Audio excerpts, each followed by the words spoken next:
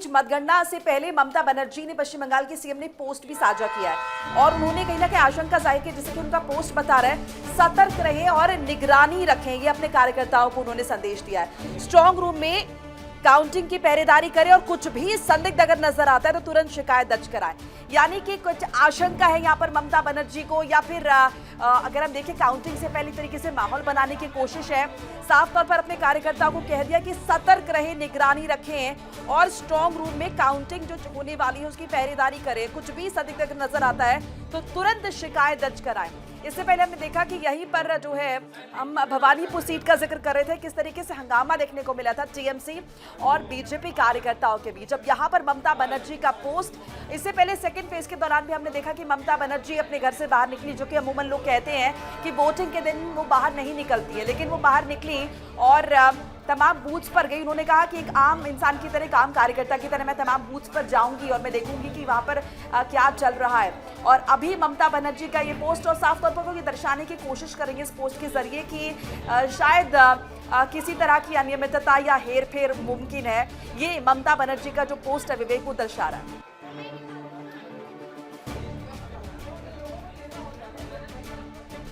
तो बड़ी खबर बता रही थी मोनिका आपको कि किस तरह से तैयारी जो है वो बहुत जबरदस्त तरीके से चल रही है अलग अलग केंद्रों पर और अलग अलग जगहों पर। इस वक्त राहुल तलान हमारे साथ जुड़ रहे हैं, political expert, political analyst studio में हमें इस वक्त ज्वाइन कर रहे हैं। राहुल तलान जी, आपका बहुत स्वागत है। और कोलकाता से हमारे साथ जुड़ रहे हैं शेख अब्दुल हक। तो कोलकाता का रुख करते हैं सबसे पहले और शेख अब्दुल हक से जानते हैं कि कोलकाता में क्या माहौल है, क्योंकि आज एपी सेंटर रहने वाला है कोलकाता। खबरों के लिहाज से भी, हैपनिंग के लिहाज से भी बहुत सारी चीजें जो आज देखी जाएंगी वो कोलकाता में देखी जाएंगी और भवानीपुर से इसकी शुरुआत भी हो गई है। तो शेख अब्दुल हक, क्या तैयारी आज कोलकाता में नतीजों को लेकर? जी सर, अभी अभी अभी अभी काउंटिंग के साइड में खड़े हैं। अभी काउंटिंग के सामने में सब उम्मीदवार आ रहे हैं, कार्यकर्ता भी आ रहा है।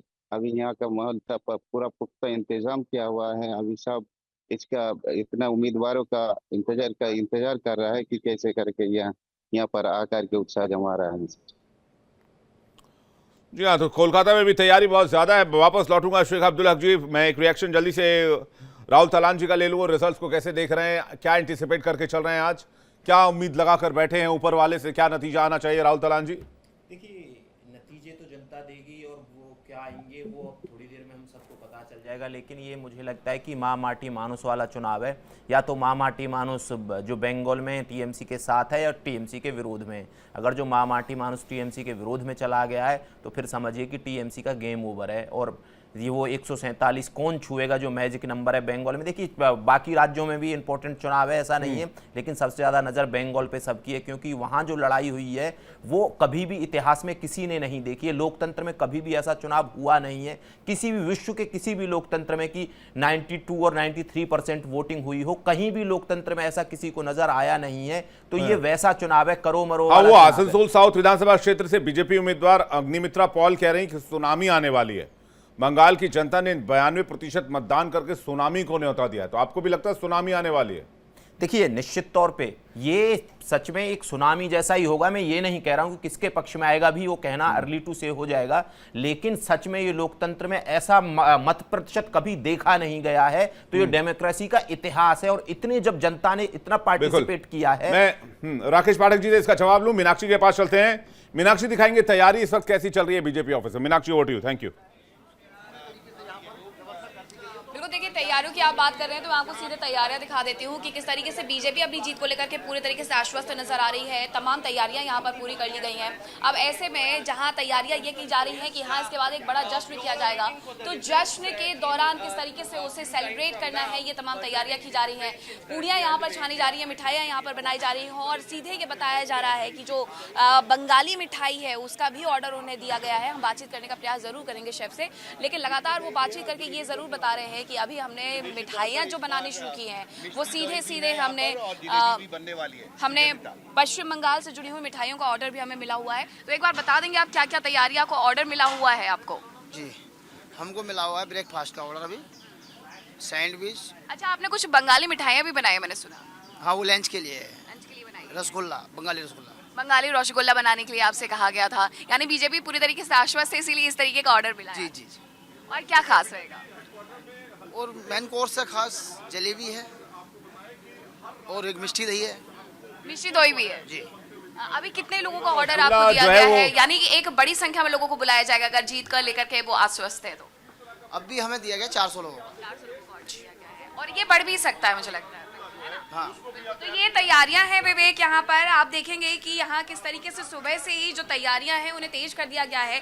पूड़ियाँ चलते जा रही हैं, मिठाइयाँ बनते जा रही हैं, खास तौर पर पश्चिम बंगाल को लेकर के मिष्टी दोई और रसगुल्ला बनाने का उन्हें जी। जो ऑर्डर मिला हुआ था वो उस पर ज्यादा काम करते हुए नजर आ रहे हैं। यानी पश्चिम बंगाल के लिहाज से आप ये मान करके चलिए कि बीजेपी पूरी तरीके से आश्वस्त है कि मिष्टी दोई और रसगुल्ला से ही वो सबसे पहले मुंह मीठा करवाने वाले हैं, क्योंकि वो जानते हैं कि जो पोल्स आए देखिए हैं वो वैसे भी तमाम जब जो ये पोलिंग कह रहे होता हैं है कि उनकी जी, जीत वैसे भी जब पोलिंग में जाते हैं, जब वोटिंग में जाते हैं, जब वोट करने के लिए जाते हैं तो कहते हैं पहले मतदान फिर जलपान, और आज जब काउंटिंग की बारी है तो आज पहले जलपान कर लेते हैं, फिर दिन भर काउंटिंग का काम तो चलता ही रहेगा। तो आज थोड़ा मामला रिवर्स में चलता है, इसलिए आज जो पकवान की तैयारी की जा रही है। मैं आपके पास वापस लौटूंगा, एक बड़ी खबर आ रही है, उसके बाद मैं पाठक जी आपके पास आता हूं। बड़ी खबर यह है कि बंगाल के चीफ इलेक्शन ऑफिसर का बयान सामने आया है। बंगाल में 3 स्तर की सुरक्षा व्यवस्था की गई, 3 लेयर सिक्योरिटी की व्यवस्था की गई है। 200 सीएपीएफ की कंपनियां लगाई गई हैं। किसी भी लापरवाही के खिलाफ सख्त एक्शन लिया जाएगा और बाकायदा रिटर्निंग ऑफिसर और बाकी जो अधिकारी लगे हुए हैं इस काउंटिंग में, उनकी ट्रेनिंग कराई गई है बहुत पुख्ता तरीके से। यानी तैयारी पूरी तरीके से यहां पर कर ली गई है नतीजों को लेकर। और जो चीफ इलेक्शन ऑफिसर बंगाल के वो कह रहे हैं कि सिक्योरिटी व्यवस्था बहुत तगड़ी है। पाठक जी के पास चलते हैं। पाठक जी बात जो कर रहे थे राहुल तलान जी की, महिलाओं की बहुत भागीदारी है, और अभी हम दिलीप घोष को, बीजेपी लीडर को सुन रहे थे, उन्होंने भी कहा कि महिलाएं पहले डरती थी वोट करने से, उनके वोटिंग आईडी कार्ड पहले ही 1 दिन पहले, 2 दिन पहले छीन लिए जाते थे। तो वो इस बार वो माहौल नहीं था, बहुत भयमुक्त माहौल में चुनाव कराए गए। देखिए, निश्चित तौर पर कानून व्यवस्था की स्थिति इस बार बहुत बेहतर थी, सुरक्षा के इंतजामात बहुत बेहतर थे। लेकिन जहां तक महिला बिल और उसके प्रभाव का प्रश्न है, मैं खुद उत्तर देने की बजाय एक आवाज सुनवाता हूं आपको, आप पहचानते होंगे इस आवाज को। इस निर्णय की चर्चा होगी, इस दिवस की चर्चा होगी। मैं पूरे देश को नारी शक्ति बंधन अधिनियम संसद के दोनों सदनों में और भारी बहुमत से और राज्यसभा में तो सर्वसम्मति से पास होने की बहुत बहुत बधाई देता हूं। जी, इस आवाज को पहचानते हैं आप भी और हमारे रिपोर्टर साहब साथी भी। ये आवाज है देश के माननीय प्रधानमंत्री जी। नरेंद्र मोदी की। जी, जी। ये भाषण है बीजेपी के केंद्रीय कार्यालय का 22 सितंबर 2023 का। यानी महिला बिल 2023 को पारित हो चुका है। इसके बाद अगर हम और आप तो पत्रकार हैं, हमारे साथी जो फील्ड में खड़े हुए पत्रकार हैं, बीजेपी झूठ बोले, नरेंद्र मोदी जी झूठ बोले, उनका हक है, वे देश को बताएं कि महिला बिल पारित नहीं होने दिया विपक्ष ने। लेकिन हमारी आपकी जिम्मेदारी तो यह है कि हम देश को बताएं कि ये महिला बिल नहीं था, ये परिसीमन बिल था। और मैं नहीं समझता हूं कि इस देश का कोई भी जागरूक नागरिक इस सच को नहीं समझ रहा होगा कि ये महिला बिल नहीं था, इसकी आड़ में परिसीमन डीलिमिटेशन बिल पारित कराने की कोशिश थी। अब या तो आप ये दावा करें कि जो क्लिप मैंने आपको सुनवाई है नरेंद्र मोदी जी नहीं थे, ये 22 सितंबर 2023 का उनका भाषण नहीं है, उनका अभिनंदन नहीं हुआ था, तो मैं मान लेता हूं कि मैं गलत कह रहा हूं। तो अब इस देश में इस तरह के झूठ और फरेब बहुत ज्यादा दिन चलने वाले नहीं हैं। बहुत अच्छी बात है, महिलाओं को आरक्षण देने की कोशिश केंद्र सरकार कर रही है, हम उनका अभिनंदन कर रहे हैं। तो लेकिन क्या परिसीमन पश्चिम की बंगाल आड़ का में मतदाता महिला आरक्षण बिल का कार्ड खेला गया। राहुल तलान जी इसका जवाब दे, फिर मैं वापस फील्ड पर चलता हूं। राहुल तलान। देखिए, मुझे लगता है कि वो सही बोल रहे हैं कि ये पहले पास हो चुका है बिल, लेकिन जो अब था वो परिसीमन भी था और उसमें संशोधन भी था। तो और बिल में संशोधन होना ये संवैधानिक तरीका है कि लगातार जो भी बिल आए या जो भी अधिनियम बनते हैं उसमें टाइम टू टाइम संशोधन किए जाते हैं। तो ऐसा कुछ ये कि ये कार्ड खेला गया, वो खेला गया, उसके लिए वैसा शब्दों की मुझे लगता है कि ज़रूरत नहीं है यूज करने की। और जो भी सरकार है वो लगातार, आज तक कितने संविधान संशोधन हुए, लगातार करती रही है और यही सरकारों का काम है, इसीलिए हम सरकारों को चुनते हैं। बाकी अगर जो इस पर किसी को आपत्ति हो तो वो बात अलग है। जी, आपको आपत्ति नहीं है?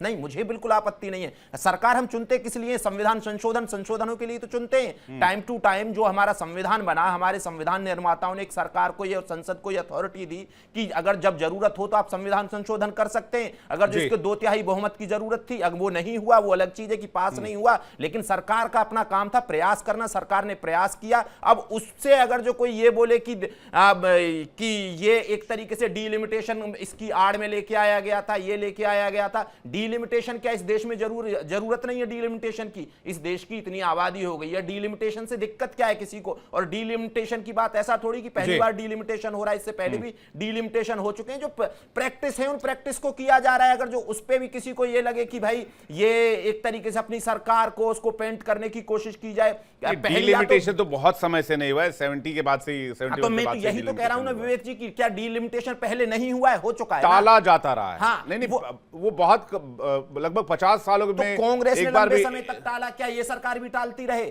क्या आप बताइए कि 2013 में भी टाला गया। 2013 में किसकी सरकार थी? मैं कह रहा हूं देखिए, अब जो कि भी लोकसभा का सीटें एक पे 20-20 मैं विषयांतर हो जाएगा, इसलिए मैं बहुत उधर नहीं जाना चाह रहा हूं। पाठक जी आपको जवाब देना चाह रहे हैं। पाठक जी आपका जवाब जल्दी से, फिर मैं बाकी रिपोर्टर्स का रुख करूंगा। मैं बहुत संक्षेप में सिर्फ इतना कह रहा हूं जी कि या तो आप अपने पटल पर 6 लोग ये कहें कि नरेंद्र मोदी 22 सितंबर 2023 को देश को गलत सूचना दे रहे थे, महिला बिल पारित नहीं हुआ था। डीलिमिटेशन पर किसी को आपत्ति नहीं है राहुल जी, लेकिन कम से कम इस 24 कैरेट झूठ के खिलाफ तो आपको ये बोलना पड़ेगा कि उस दिन महिला बिल नहीं गिरा था। ये बीजेपी प्रचार करे, उसका हक है, वो एक राजनीतिक पार्टी है और उसमें कोई आपत्ति नहीं है। राजनीतिक दांव पे चलना हर पार्टी का अधिकार होता है। मैं नरेंद्र मोदी और उनकी पार्टी की इस बात के लिए कोई आलोचना नहीं कर रहा हूं। देखिए इंडिया डेली 24/7 अब आपकी स्मार्ट टीवी पर। इंडिया डेली मौजूद है सभी डिजिटल प्लेटफॉर्म पर लाइव और लगातार।